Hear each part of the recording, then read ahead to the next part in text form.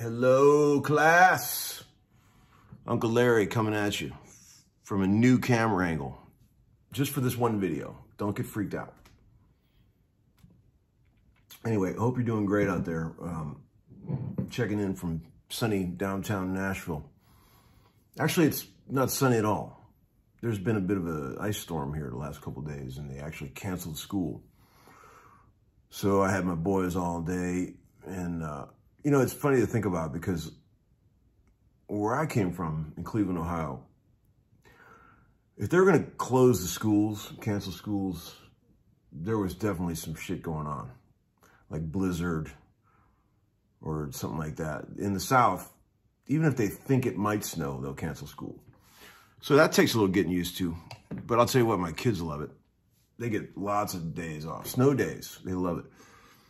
But the reason I got the camera like this, I actually have a concept for this video, believe it or not. Instead of just rambling on for 15 minutes about nothing like I usually do, I have a concept. This friend of mine named Leroy Powell called me up. He's got this band, Whiskey Wolves of the West. He's an old friend of mine. Great guitar player, great singer, plays steel. He's a talented guy, beautiful musician, just love him.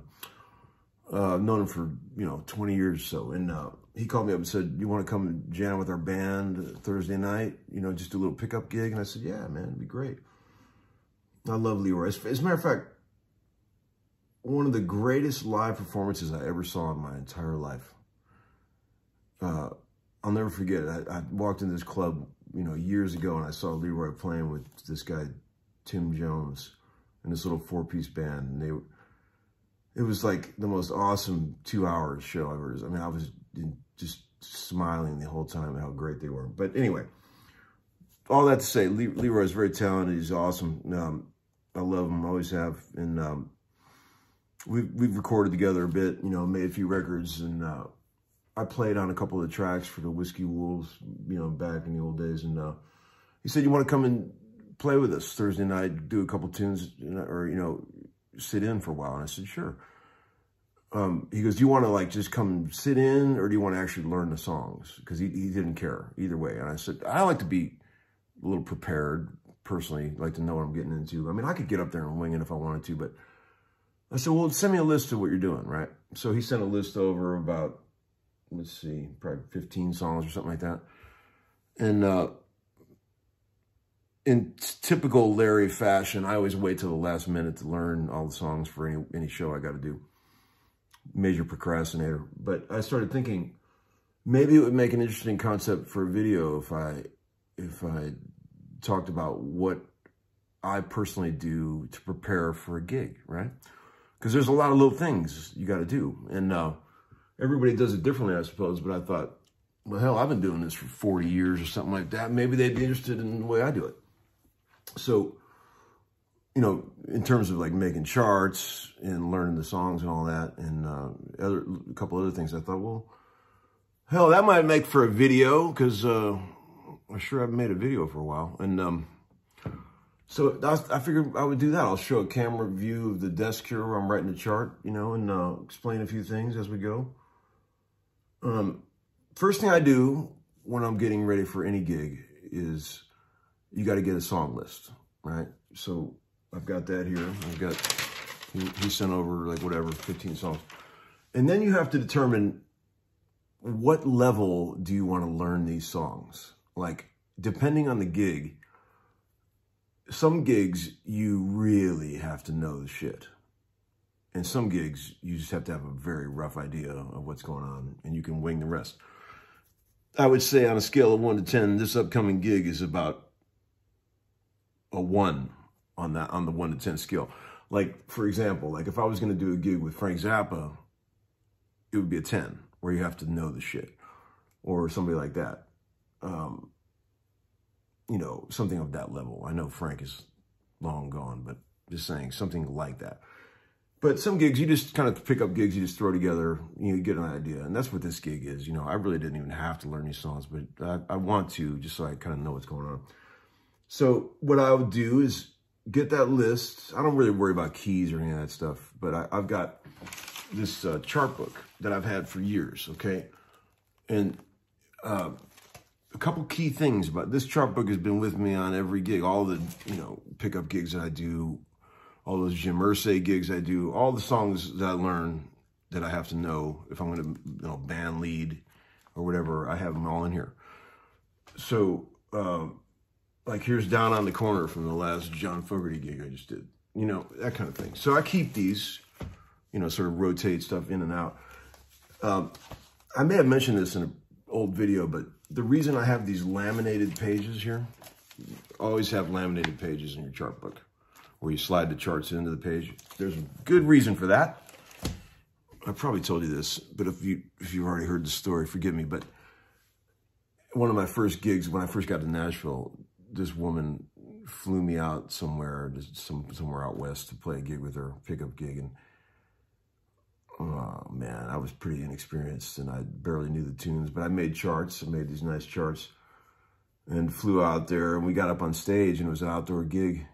And I had the charts sitting there on a music stand, and sure enough, about the second song, a big, strong wind came in, blew the charts all over the stage. Oh, Lord Jesus. I was mortified. She looked at me like, oh, shit. I looked at her like, oh, shit. It was so bad that I didn't even bother trying to pick them up because they were just everywhere. So I just sort of winged it. It was a very sad day. Didn't know the songs very well. If you don't got your charts, you're kind of screwed. But ever since that moment, professional musicians told me, dude, you got to have laminated pages so a wind can come along and you still got your charts.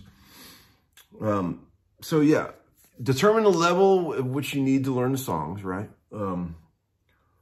Get the songs, all the songs in order. Now, I like to go, like when I prepared for the Ann Wilson gig or the Joe Walsh gig, I would say I went in at like a 10 as far as intensity of learning the songs.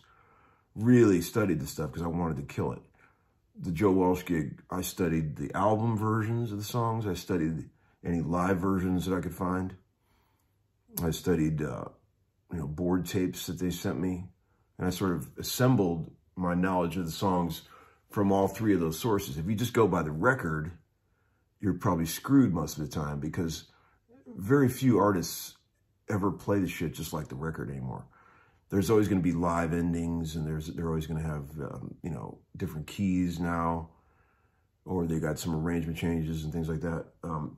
So it's always good to reference a live recording, a recent live recording, if you want to see how somebody's really playing a song. Like when I do those Jim Irsay gigs, we always reference any recent live performance of any of the artists that are going to get up and play with us. Because if you just learn the records, you're screwed. Although there's great stuff on the records, of course, great licks that you should be playing, but you have to know those licks in the context of the new arrangements that they're doing. So there's that. So I've got this list. He said, let's just go through some of these tunes. Here, I'll show you. I've got the computer here, and I got my little chart pad here. I'm going to start with this tune he sent called I Found the Light. I don't know this tune. I'm going to chart it real quick. So I got my paper here. I trust my ears, so I use a pen. If you were scared, you could use a pencil. But here we go. That sounds like a 4-chord. Yeah, there's a 1.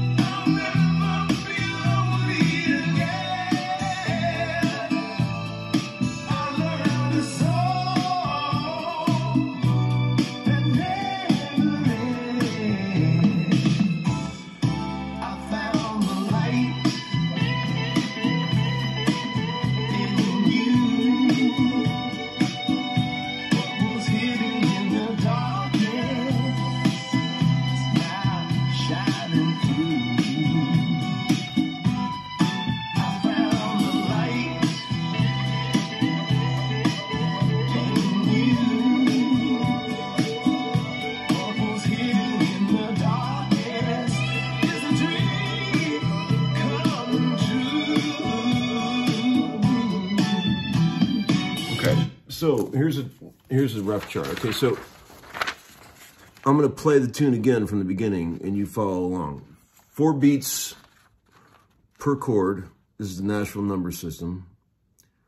And 4 beats per chord, and you just got to know these changes by ear. Like I've charted so many million songs in my life that I can just hear these chords. I know what the chords are without having a guitar in my hands because I've just done it so much. Studied progressions and things like that. So here we go. I'm going to play it from the beginning, and you follow along. Okay, so here you go.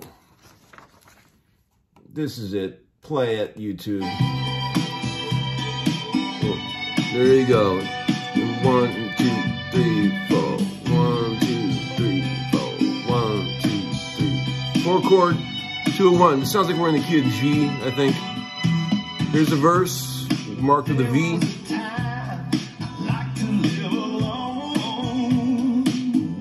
There's a little lick there, 4 chord.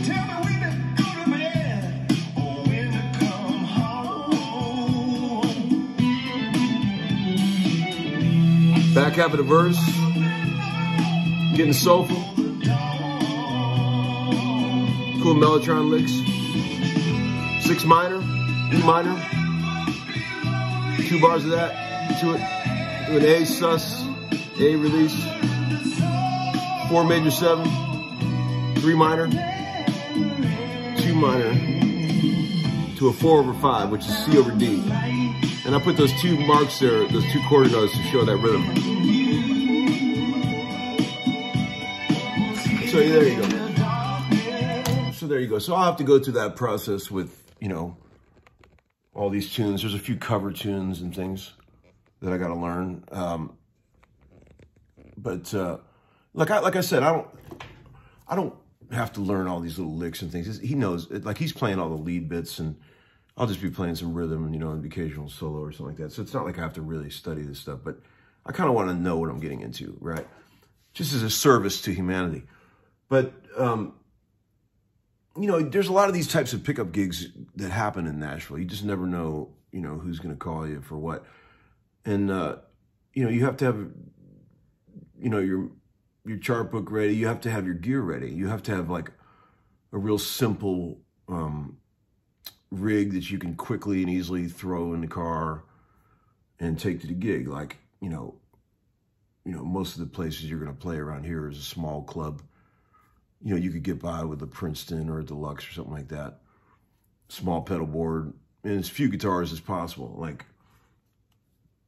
that's another thing that happens too, is like on certain live gigs, like road gigs, there'll be tunes that require special guitars because like it'll be like a big G chord ringing song, but it's in F sharp. So you have to have the guitar tuned down a half step to play that for that singer. So you don't have time to retune your telly or whatever for that song when you're doing the show. So you have to have an extra guitar dedicated to that tuning, which can be a pain in the ass on a fly gig. I'm not going to lie. It's always a nice thing when you do a fly gig and you can get by with carrying 1 guitar and just use a capo if necessary. Hopefully you don't have any special tunings that you need.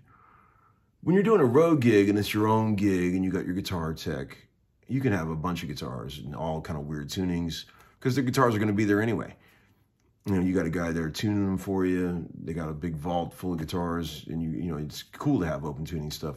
But when you're doing a pickup fly gig for somebody else, you definitely want to keep it to a minimum as far as the gear you bring. Man, I've been screwed by that one a few times, I'll tell you. You know, so what else? What else can I tell you? Chart book, small gear, quick to easy carry gig rig.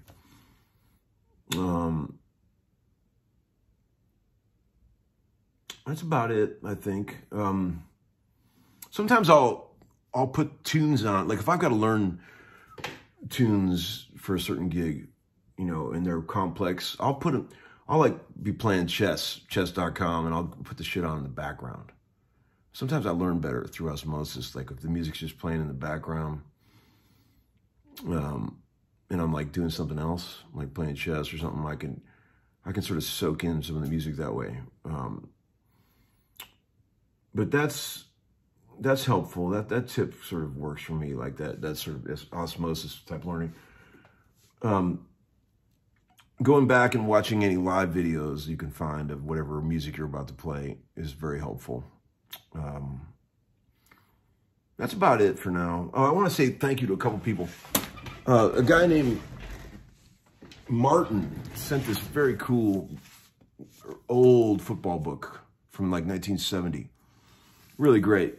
Depicts all these great little stories about all these great running backs from like the 50s and 60s and before, actually. Who's that on the cover? You know. And then also wanted to thank sweet Kathy Wilson, who sent a bunch of stuff, including this cool Rochester coffee mug. She's awesome. And so there you go, guys. Hope this is helpful for all you gigging musicians out there. Sorry I haven't been around much, man. I have been so busy. My God, it's been nuts.